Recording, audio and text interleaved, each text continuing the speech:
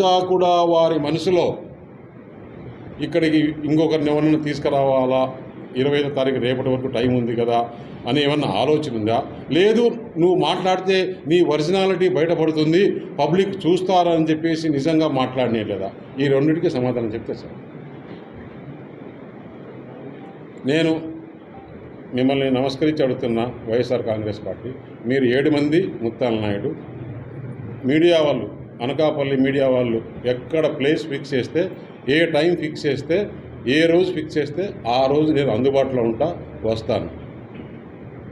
అసలు ఇక్కడ ఏం సమస్యలు ఉన్నాయి అనే అవగాహన మీరు టైం కావాలంటే 4 రోజులు తీసుకొని రండి. మీరు ఏం చేస్తారు ఎంపీ అయితే, నేను ఎంపీ అయితే ఏం చేస్తానన్నది మీడియా సమక్షంలో మాట్లాడుకుందాం. ఇంకా నువ్వు చెప్పావు డేటా, ఇక్కడ మండలాలు తెలియదు, ఊర్లు తెలియదు అని, అది కూడా మాట్లాడుకుందాం.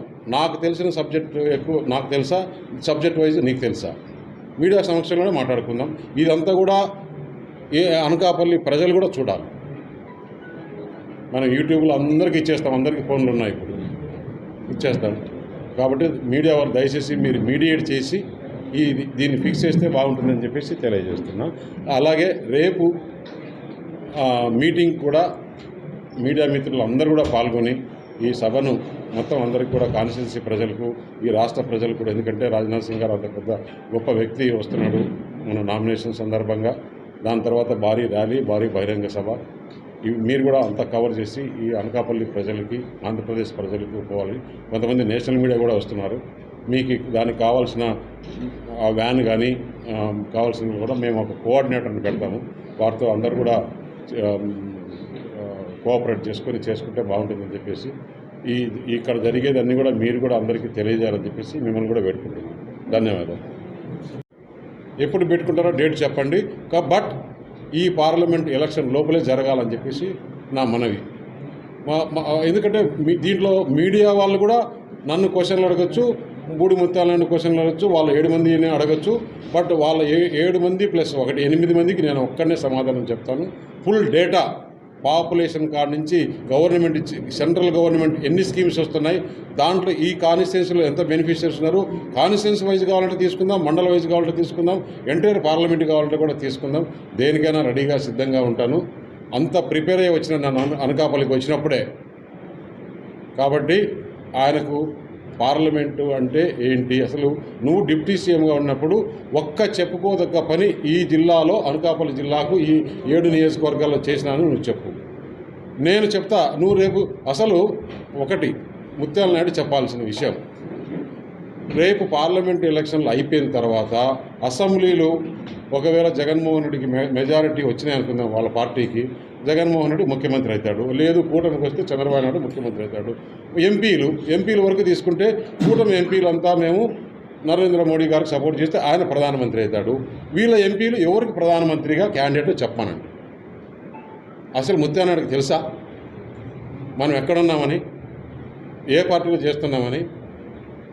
అందుకని ఆయన జగన్మోహన్ రెడ్డి ఏమి చెప్తే అది చేసే కూడా లేదు. జగన్మోహన్ రెడ్డి ఆయనకు ఏమన్నా ఈ ప్రాంతంలో గౌరవం ఉందా? గౌరవం ఉంటే నిన్న ముఖ్యమంత్రి అనకాపల్లిలో సిద్ధం సభ పెడితే కనీసం ఆయన మాట్లాడమని చెప్పాడండి. ఇంతకన్నా అగౌరవమైన పని ఇంకోటి ఉంటుందా?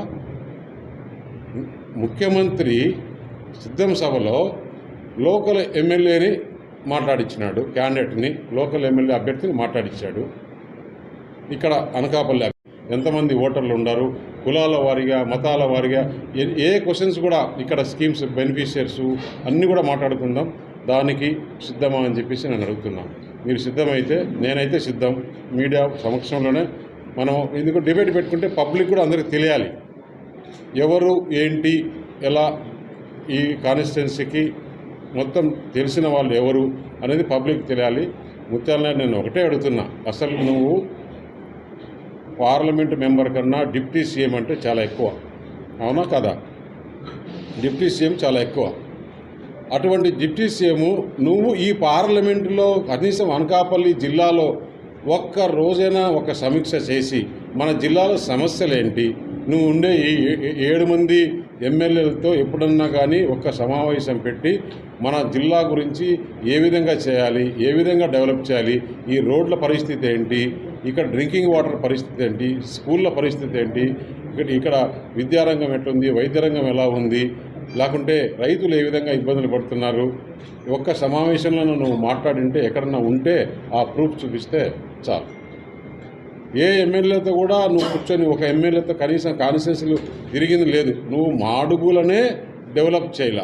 నువ్వు మాడుగుల 10 సంవత్సరాలు ఎమ్మెల్యేగా ఉండి మాడుగుల్లో ఈరోజు పరిస్థితి ఎలా ఉంది, అక్కడ రోడ్లు 3 కోట్లు 4 కోట్లు ఖర్చు పెడితే చోడవరము మాడుగుల పోయే దారిలో ఎన్ని బ్రిడ్జీలు, ఆ బ్రిడ్జీలు తయారైపోతాయి. అది కూడా ముఖ్యమంత్రి దగ్గర అడిగి దాన్ని శాంక్షన్ చేయించుకొని పని చేయలేని మంత్రి నువ్వు పార్లమెంటుకు పోయి పార్లమెంట్లో ఏమి చేస్తున్నావు, సరే నేనేమి చేస్తాను నువ్వేమి చేస్తావని మీడియా సమక్షంలోనే ఒక డిబేట్ పెట్టుకుందాం.